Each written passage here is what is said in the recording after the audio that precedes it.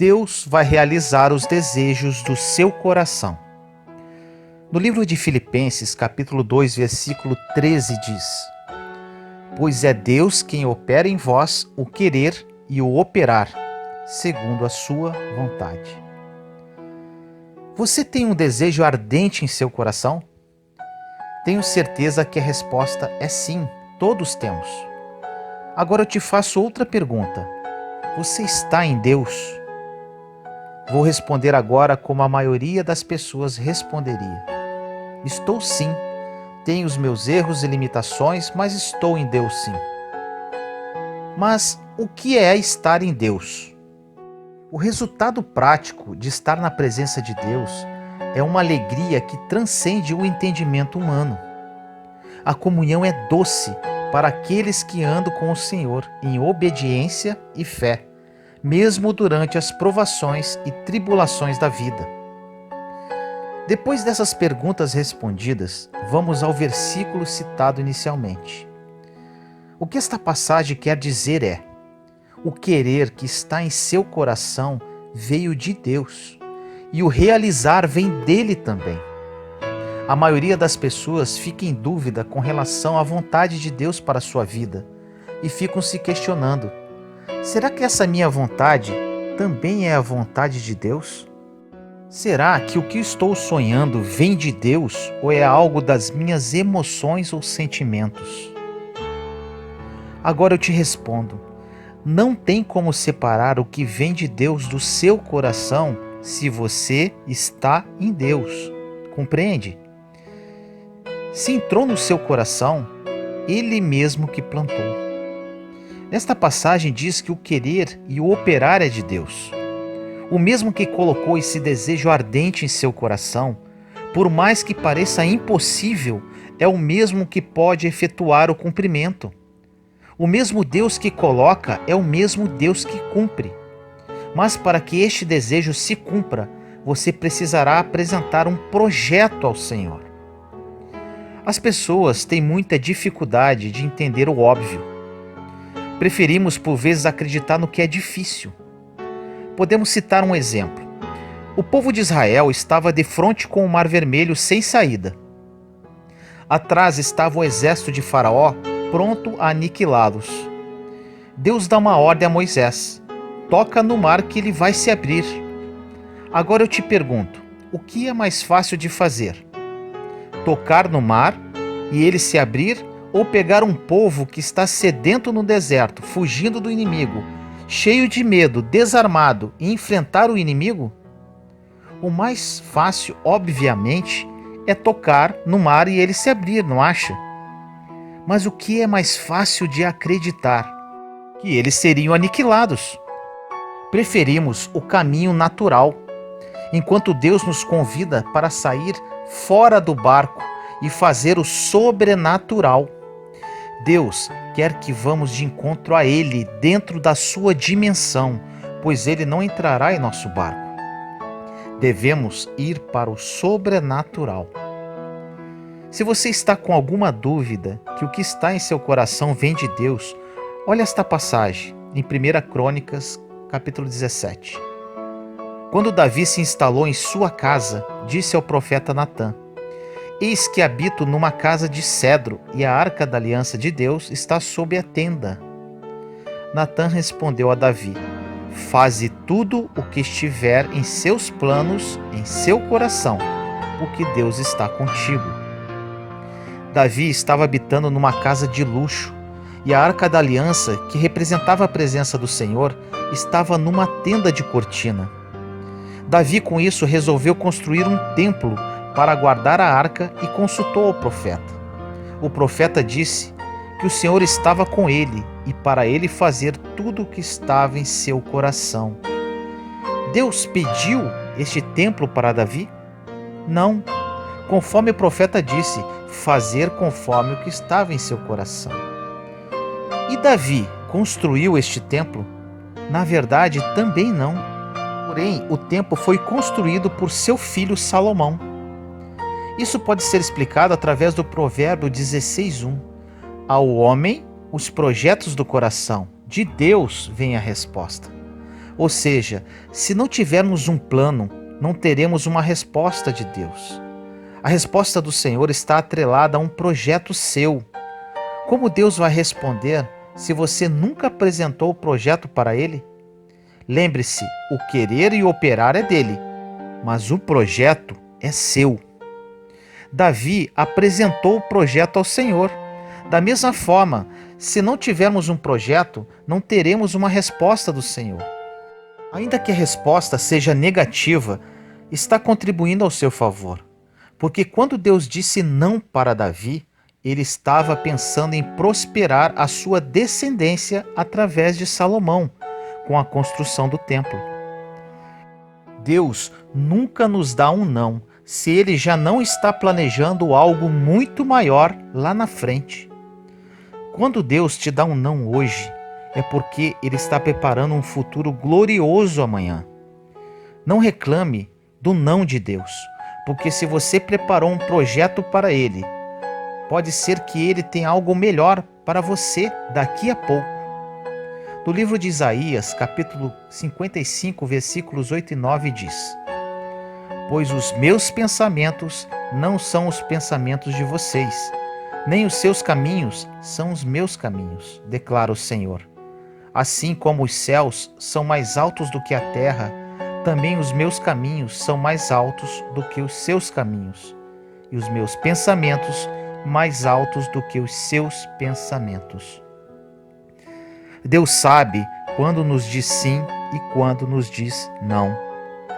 Caso você seja pai ou mãe, você diz sim ou não para os seus filhos, não é? Tem coisas que os nossos filhos acham a melhor coisa do mundo e nós dizemos não. Apenas apresente o seu projeto a Deus e saiba que vindo sim ou vindo não é bênção. O importante é apresentar o projeto. Você não tem fé para acreditar no Deus que você serve? Ele é fiel para cumprir o plano apresentado por você para Ele.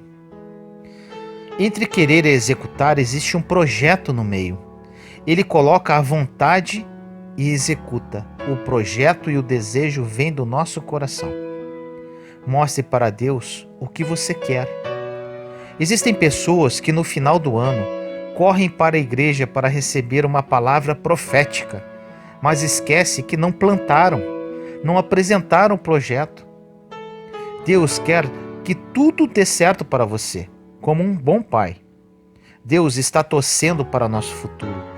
Deus é glorificado quando somos honrados e exaltados. Qualquer plano que estiver no seu coração não se compara ao que Deus vai fazer.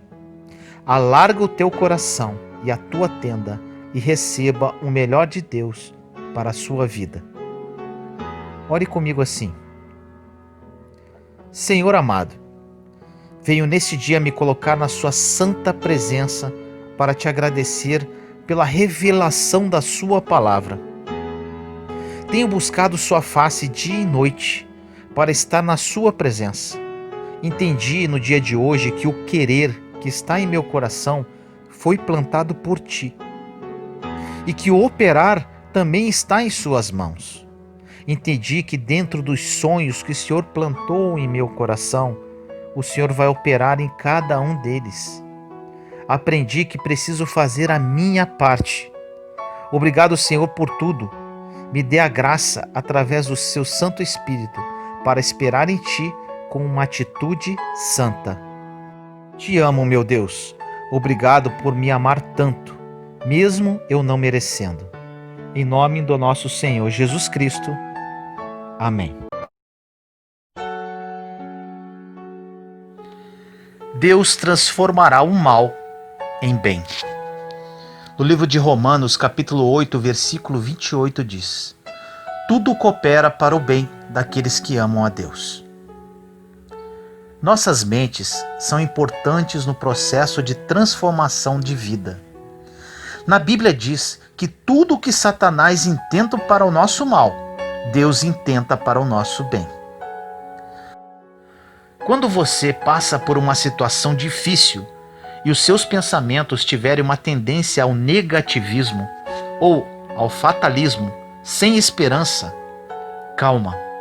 Porque se você é um cristão e conhece a palavra de Deus, você pode proclamar: o que Satanás intentou para o meu mal, Deus planejou para o meu bem. Isto pode estar mal agora, pode doer agora, mas em algum momento lá na frente, isso cooperará para o seu bem.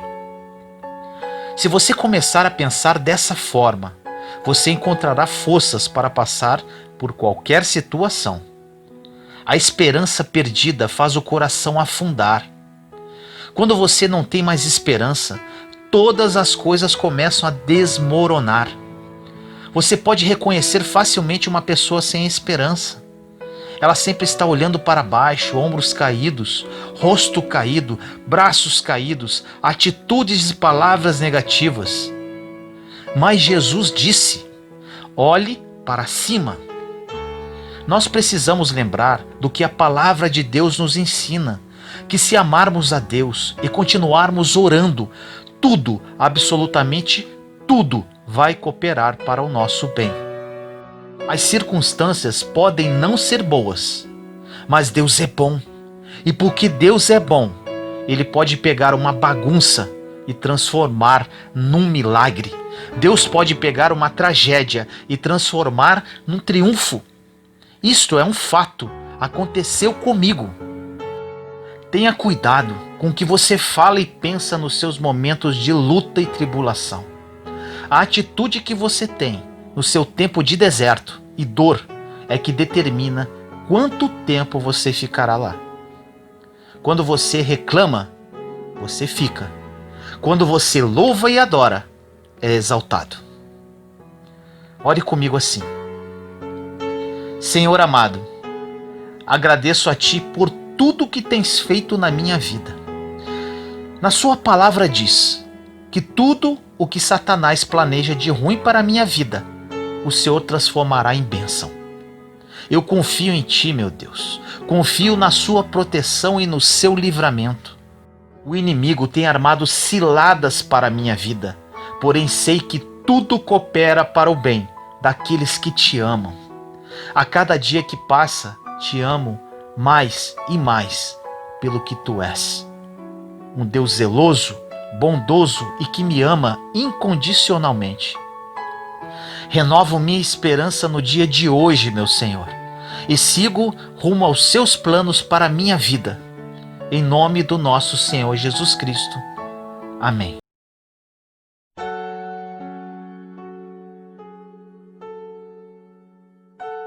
Dor e propósito. Meu irmão e minha irmã, ao ouvir essa mensagem pode ser o início de um novo ciclo em sua vida. Desse modo vos tornarei filhos do vosso Pai que está nos céus, porque Ele faz nascer o seu sol igualmente sobre maus e bons, e faz cair a chuva sobre justos e injustos. Muitas pessoas falam assim: eu não entendo por que tal coisa aconteceu com fulano. Ele é um homem de Deus. Eu não entendo por que ciclano, vivendo uma vida de pecado e sendo uma pessoa tão mundana, está prosperando. Muitos de nós tendem a julgar as nossas vitórias terrenas pela nossa vida espiritual, pela nossa relação com Deus.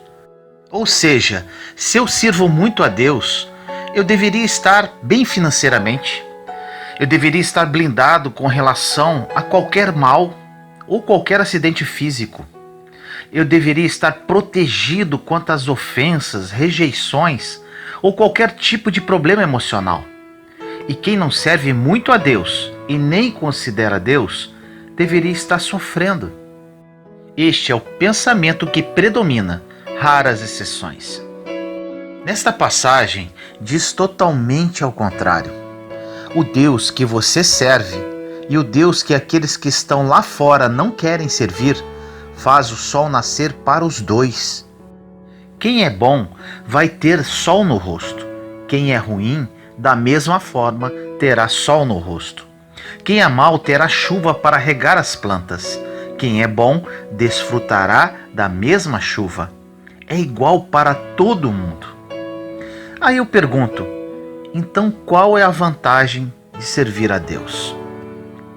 Primeiramente, infelizmente, muitos desconsideram a principal vantagem: desfrutar a eternidade, pois estão tão focadas nas coisas naturais que servir a Deus pelo que Ele é e viver um dia na Nova Jerusalém não é o suficiente, pois sempre querem mais. O mais difícil, Deus nos dá: nosso nome no livro da vida. Não nos contentamos somente com isso, queremos mais. Não nos contentamos com grandes presentes. Isto acontece como uma criança. Quando damos um presente caro para ela, ela brincará com ele por algumas semanas, ou até mesmo por alguns dias, e depois descarta. Para a criança não faz diferença nenhuma dar o melhor ou pior presente, pois ela abandonará tanto o melhor quanto o pior. Nós não valorizamos o que já está em nossa mão, valorizamos o que nós ainda vamos ganhar. É por isso que ainda muitos acabam com o casamento, porque não valorizam a pessoa que Deus já colocou ao seu lado. É por isso que muita gente murmura do emprego, pois ela não pensa como será a vida sem o emprego. A tendência é não valorizar o que já se tem. Deus deu a eternidade, a salvação, e não achamos que está bom. Ficamos perguntando: qual o próximo presente? O que vai ter de novo? Mesmo estando presenteados com o melhor de todos os presentes, Deus sabe como funcionam os seus filhos. E Ele resolveu criar um sistema de recompensas, chamado na Bíblia de galardão, para nos abençoar enquanto estamos aqui neste mundo. Não podemos precisar quanto tempo viveremos neste mundo. Não precisamos viver uma vida miserável, corrompida ou sofrida, só porque já temos a salvação. O grande problema é que a chuva vai cair sobre nós, servindo a Deus ou não. E o sol vai brilhar sobre nós, servindo a Deus ou não. Servir a Deus não tem nada a ver com as coisas que Ele pode nos dar aqui nesta terra. Porque tem pessoas que nunca serviram a Ele, não irão para o céu, mas são abençoados por Ele aqui, por mais contraditório que pareça. Porque uma coisa é você aceitar Jesus, a outra é cumprir os princípios bíblicos. Um exemplo: existem pessoas que nunca serviram a Jesus, mas honram pai e mãe, por isso têm uma vida longa. É uma promessa bíblica. Contraditoriamente, existem pessoas que servem a Jesus, porém não respeitam os pais e não os honram, e querem ter longevidade. A Bíblia diz que quem honra pai e mãe viverá muito na face da terra. Os princípios são claros, porém por vezes fingimos que não lemos. Para melhor elucidar essa mensagem sobre propósito e dor, vamos falar um pouco sobre um personagem bíblico muito conhecido: Jó. No livro de Jó, capítulo 1, versículo 1 diz: havia um homem na terra de Uz, cujo nome era Jó, e este era um homem sincero, reto e temente a Deus, e desviava-se do mal. Ou seja, Jó era um homem bom. Hoje em dia existem poucos homens com as qualidades de Jó. Jó ainda, segundo a Bíblia, acordava nas madrugadas e fazia sacrifícios a Deus pelos seus filhos. Jó pensava que, se um dia seus filhos pecassem contra Deus, o Senhor lembraria dos seus sacrifícios e orações e perdoaria a sua família. Ele não era somente um homem bom, justo, temente a Deus e desviava-se do mal. Ele era um homem totalmente conectado com o céu. Era um homem super espiritual. Agora eu pergunto: quando você acordou de madrugada para dar uma oferta para Deus e orar? Jó fazia isso todos os dias. Resumidamente, Jó estava em casa quando veio um mensageiro dizendo: prepara o teu coração que eu tenho uma má notícia. Desceu um fogo do céu e caiu sobre todos os seus animais. Ou seja, ele havia perdido todo o dinheiro que ele tinha. Jó era o homem mais rico do Oriente.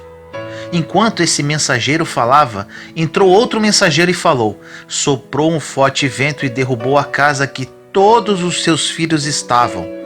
Morreram todos. Não obstante, Jó ainda pegou uma doença que apodrecia a carne.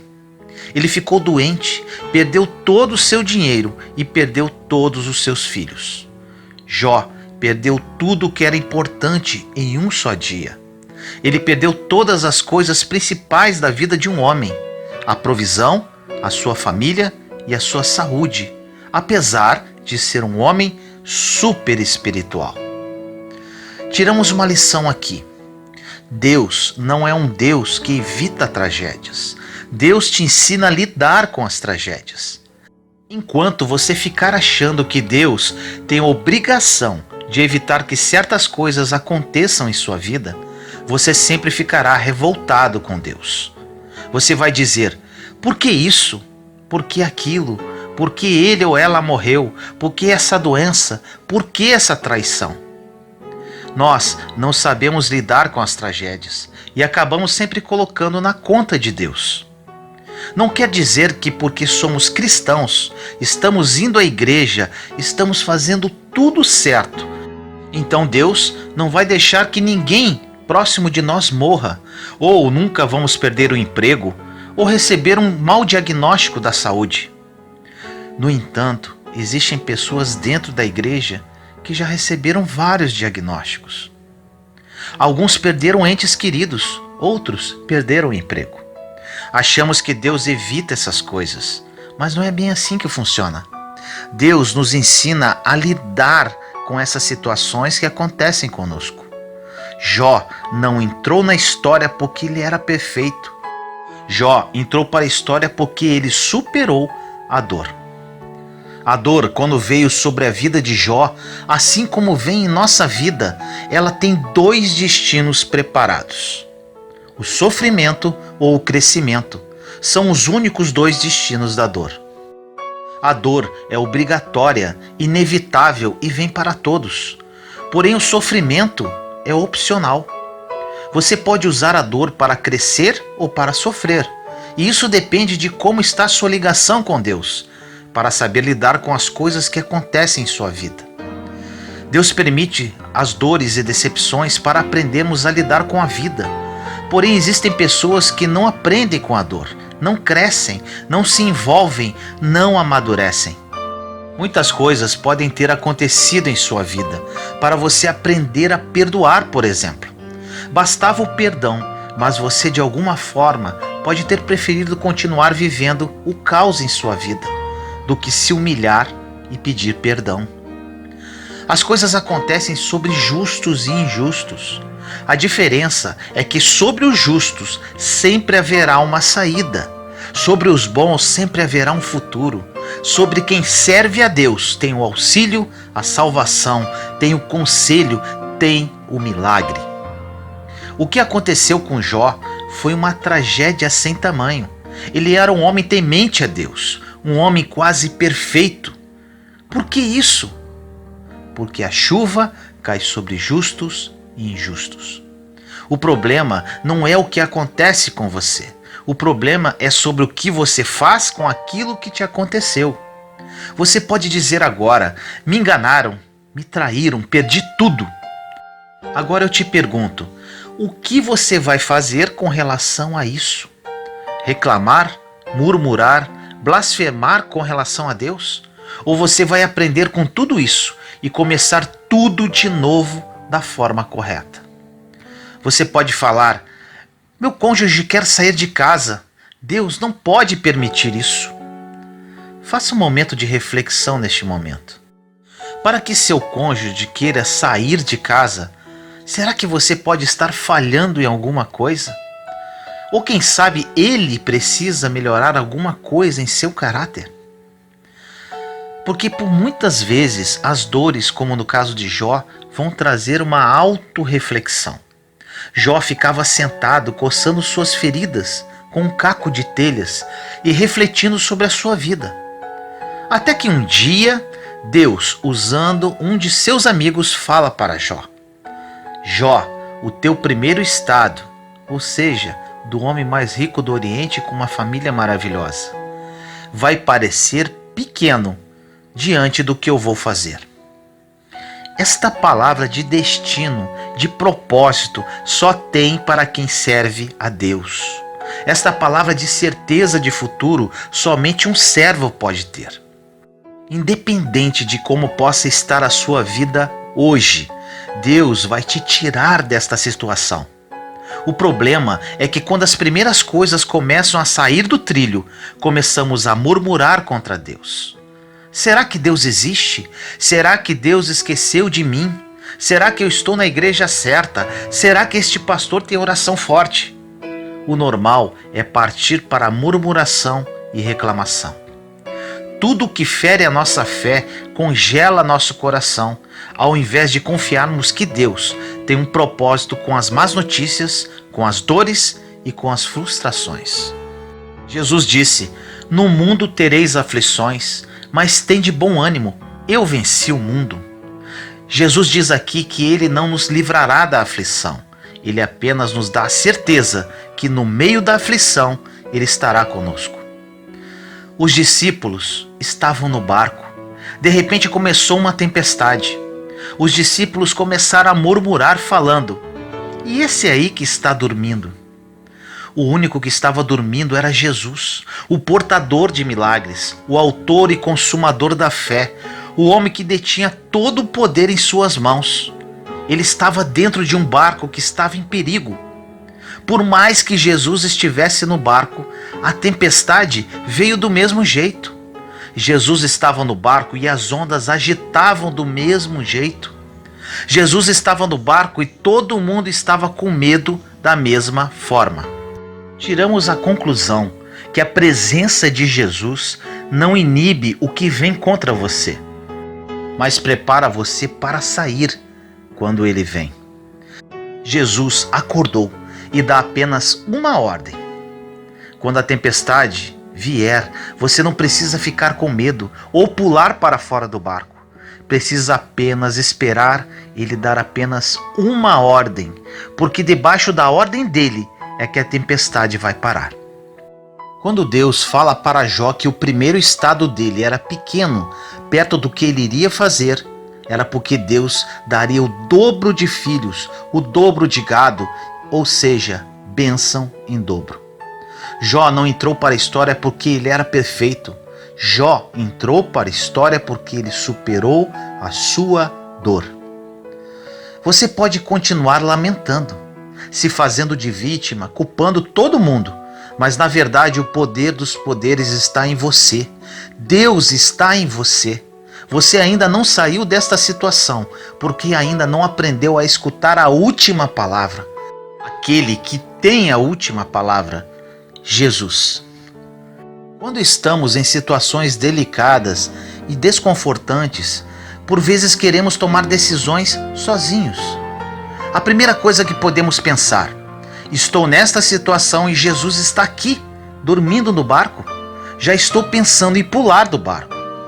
Quando a onda começar a bater, o medo pode ser maior do que a confiança naquele que ainda está dormindo.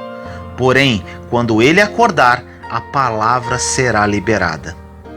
Jó ficou dias se lamentando, coçando suas feridas, mas no momento certo, o Deus que faz o milagre acontecer liberou uma palavra e toda a restituição começou a acontecer na vida de Jó.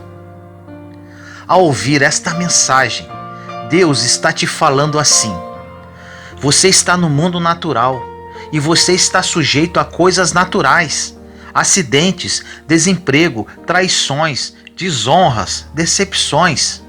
Você precisa saber lidar com isso. Pare de querer transferir para Deus o que você deveria fazer durante uma tempestade. Pare de culpar a Deus ou até mesmo ao diabo sobre as coisas que você deveria aprender no meio da dor. Quando está tudo bem, andando às mil maravilhas, não aprendemos nada. Aprendemos na dor. Quando não temos um centavo no bolso, é que conhecemos o Deus da provisão. Quando recebemos um mau diagnóstico de saúde, é que conhecemos o Deus que cura. Quando as coisas fogem do controle, não se desespere. Jesus está no barco e vai liberar uma palavra. As dores da vida são treinamentos. Quando cairmos de novo, estaremos fortes e devidamente treinados para superar outros obstáculos. Teremos mais fé, esperança, atitude. Falamos: eu passei por aquela situação, eu superei e vou vencer de novo. Se naquela tempestade do passado eu não afundei com o barco, por que vou afundar agora? Existe um motivo na sua dor, nessa perda, nessa frustração. Tem um motivo, pois Deus quer fazer você crescer hoje. Deus quer te levar para outro nível. Deus quer te amadurecer para receber o melhor dele para a sua vida. Você vai sair dessa imaturidade emocional. Existem pessoas que, em vez de usar as decepções e frustrações da vida para amadurecer e crescer, estão sempre voltando no passado. Voltam na murmuração, na reclamação, na blasfêmia. Dizem: Deus não existe, Deus não gosta de mim, Deus esqueceu de mim. Onde está Deus? Chegou o momento de amadurecermos na fé. No meio dos nossos piores dias, vai começar o nosso melhor momento, a nossa melhor temporada, a melhor fase da nossa vida. Nos piores dias do meu deserto, iniciava-se um ciclo da minha vida que está se refletindo hoje. Sozinho, num quarto, cheio de dívidas, sem esposa e com uma filha querendo se suicidar. Foi nessa dor que eu amadureci. Foi nessa dor que eu escolhi crescer. Foi nessa dor que escolhi esperar Jesus acalmar a tempestade, liberar uma palavra e me colocar em um novo nível de vida. A superação da dor nos faz iniciar uma nova fase para viver os planos de Deus. Você não sabe, mas o que parece ser o fim do túnel, na verdade pode ser o início de um novo ciclo, de uma nova fase da sua vida. É o fim da antiga fase e o início de outra. O que você vê como fim, Deus vê como recomeço. Você tem a visão de sofrimento, Deus tem a visão de treinamento para algo maior. Você vai ser valorizado quando sair dessa dor. Você vai ter outro nível de pensamento quando amadurecer durante o sofrimento, durante a decepção, durante a amargura. Jesus conhece perfeitamente todo esse processo do ser humano. E a única coisa que ele pode fazer para te fazer crescer não é te livrar das situações, mas estar com você no meio delas. Essas situações acontecem para te amadurecer. Se Deus livrasse Davi do urso e do leão, como ele saberia como derrotar o gigante Golias? Se Deus livrasse Davi de Golias, como Israel conheceria aquele pequeno pastor de ovelhas? Sem gigante, não tinha como Davi chegar no trono, porque ele sempre seria conhecido como um pastorzinho de ovelhas, e não como um menino que derrotou Golias. O que Deus permitiu até hoje na sua vida não foi para fazer você sofrer, mas sim para te fazer crescer. A maturidade e a sabedoria para tomar decisões hoje você só tem porque é fruto do que você aprendeu com os erros e dores do passado. Agora eu te pergunto, pela Bíblia, a tragédia se repetiu quantas vezes na vida de Jó? Apenas uma. A dor somente vem para te ensinar. Ela só volta se você não aprender. Jó aprendeu, então a dor não voltou mais, pois não tinha mais espaço para voltar. Você só passa para um próximo nível depois que passar na prova. Se não passar, a dor volta. Deus é perfeito e cria todo o planejamento para que você cresça na terra. Porque só quando você crescer é que o nome dele é glorificado. O nome de Deus é glorificado quando você é levantado. O nome de Deus é glorificado quando você está crescendo. É por isso que ele permite as tempestades no barco, para que você continue crescendo. Deus tem interesse em ver o nome dele glorificado. Mas para isso acontecer, você precisa estar maduro para receber o milagre em sua vida. Não devemos temer que algo venha sobre nós. Nós devemos temer se algo sobrevier sobre nós e Jesus não estiver no barco. Não podemos prever o que vai acontecer em nossas vidas, mas afirmo que, independente do que acontecer, Deus estará conosco e nós continuaremos com Ele. O que você não consegue ter controle, descansa, porque Deus tem controle sobre isso. Agora, o que Ele deixa você controlar, saiba que Ele tira a mão, sabendo que você pode fazer. Se você pode ser um profissional melhor, seja, porque Deus não vai fazer isso por você. Se você pode ser uma esposa ou marido melhor, seja, porque Deus não vai fazer isso por você. Se você pode ser uma mãe ou pai melhor, seja, porque Deus não vai fazer isso por você. Deus conhece o seu coração. Ele sabe se você poderia estar se empenhando mais do que está fazendo hoje. Ele sabe se você poderia crescer mais do que você está crescendo hoje. E por Ele ser um Pai tão misericordioso, Ele quer que você cresça apesar dos seus erros. E continua a mandar treinamento, aquilo que você chama de problema. Ele continua a mandar amadurecimento, aquilo que você chama de dor. Ele continua dando novas oportunidades, aquilo que você chama de fracasso. O mais bonito de tudo que eu passei, que Jó passou, que José do Egito passou, Davi, entre outros, é que com a dor nós aprendemos e amadurecemos para nunca mais voltar para lá. E mais, depois que você aprende como lidar com a dor, você fica apaixonado como eu sou hoje, a ensinar as pessoas a não voltarem para lá também. No meio da dor é que você pode descobrir o seu propósito de vida. É no meio do sofrimento que você pode descobrir o seu chamado. O que eu faço hoje, o que eu amo fazer, o meu propósito de vida, o meu chamado, eu descobri no pior momento da minha vida. Se a dor não tivesse chegado em minha vida, não sei o que seria de mim. Muito provável que estaria muito triste, frustrado, infeliz e até coisa pior. Quantas pessoas estariam perdendo se eu não encontrasse o meu propósito de vida? Quantas pessoas podem estar perdendo hoje enquanto você não descobre o seu chamado, que provavelmente está escondido no meio da sua dor? Quantas pessoas vão perder se você não superar o seu sofrimento? Quantas pessoas vão perder se você não se levantar dessa decepção, dessa quebra e começar a viver o seu propósito de vida? Tem muitas pessoas que precisam de você, que precisam do seu exemplo de superação, que precisam ver a sua vitória. Deus quer te usar hoje. Você somente precisa aprender com o que você está passando. Quando você supera uma dor, você se torna uma autoridade no assunto. Quando você foge dos problemas, das batalhas, da dor, não terá autoridade em nada.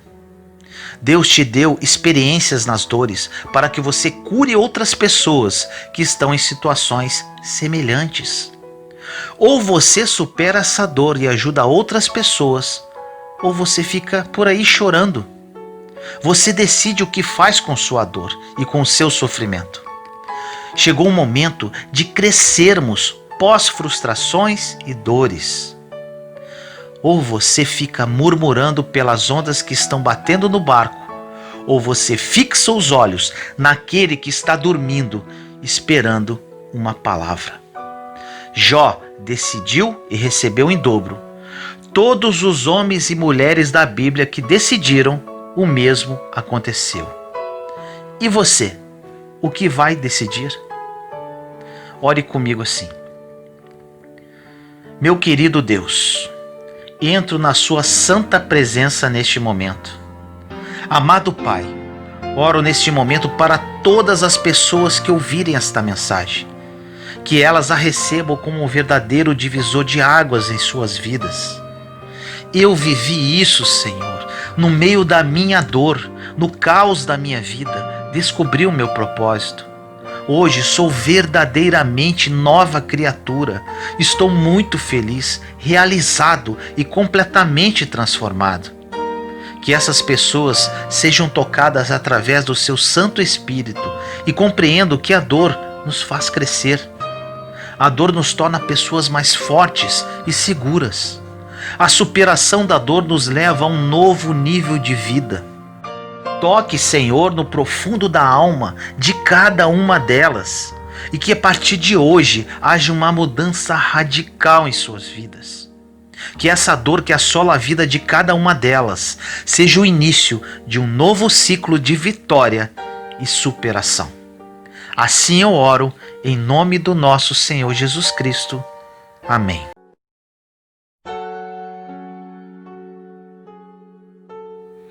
Deus realmente está em primeiro lugar na sua vida?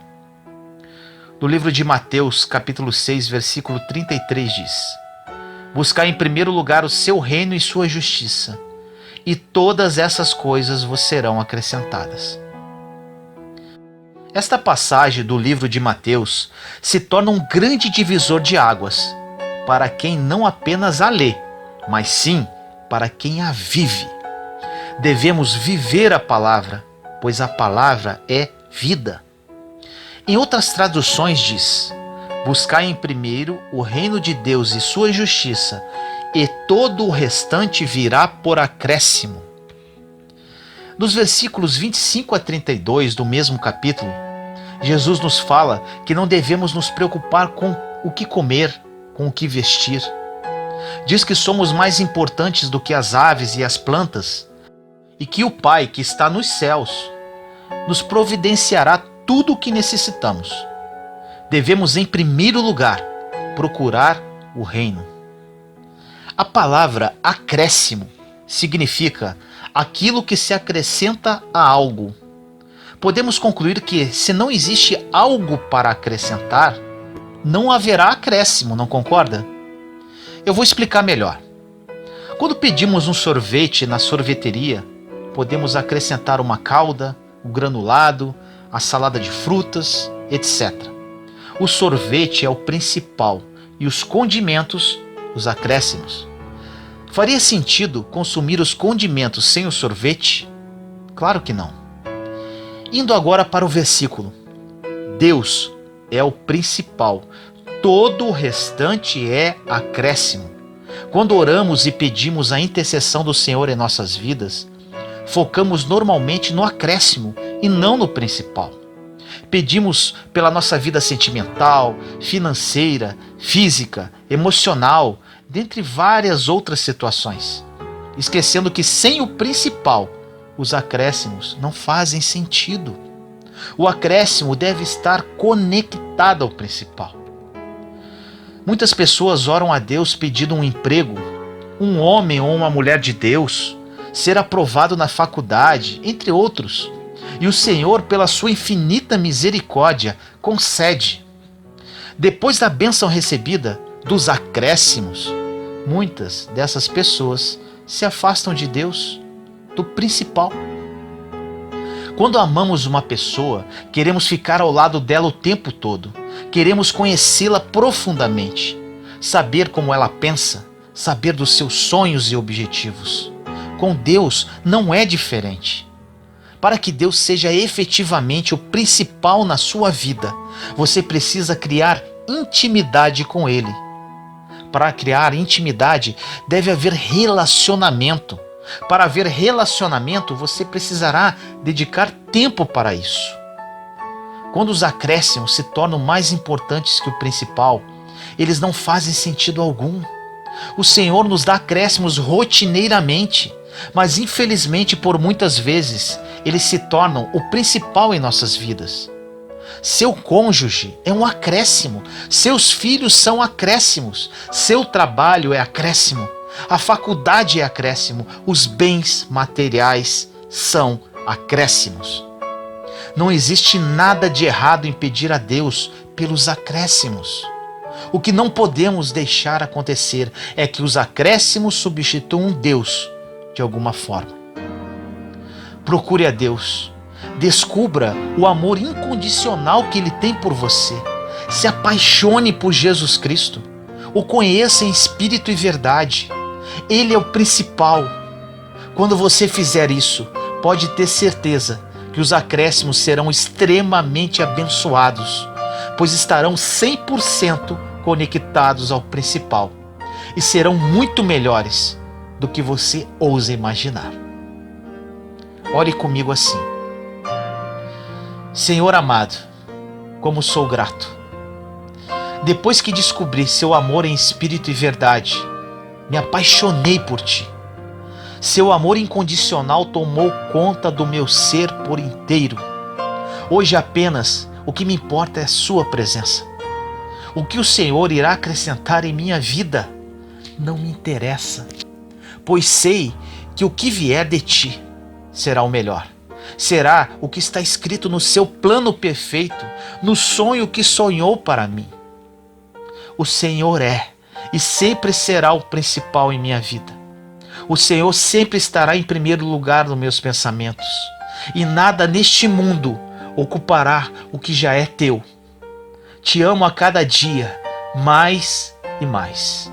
Obrigado, Senhor, pelo privilégio de poder viver tudo isso, mesmo não sendo merecedor. Em nome do nosso Senhor Jesus Cristo. Amém.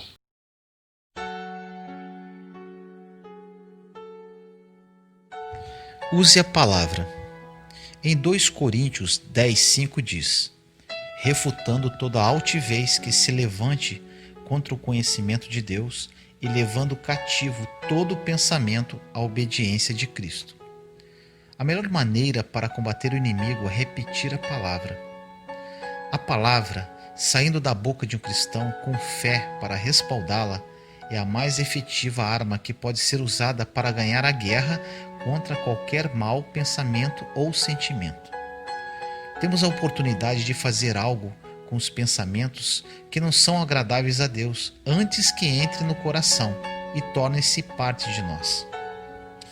Em Provérbios 23:7 diz: porque como imaginou no seu coração, assim ele é.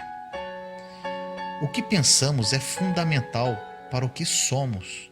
O que somos é formado pelos pensamentos que deixamos entrar em nossa mente.